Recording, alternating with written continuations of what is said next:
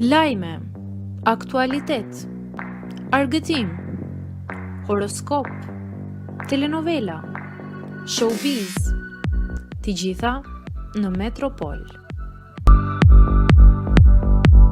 Bëni subscribe në faqen Metropol.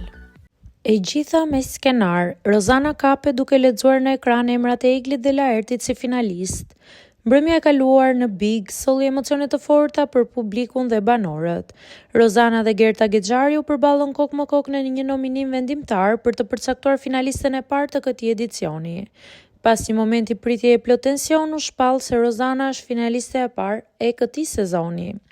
Më pas, Rozana u thirr në dhomën e rrëfimit ku zgjodhi Eglin dhe Laertin si të nominuar dhe një prej tyre të shkojë në finale. Por në rrjetet sociale nuk kanë munguar aludime dhe teoritë konspirative. Në disa pamje të publikuara, Rozana shihet duke lëvizur shpesh syt në njërin krah, çka ka ngjallur dyshime se ajo mund të ketë qenë duke lexuar diçka në ekran.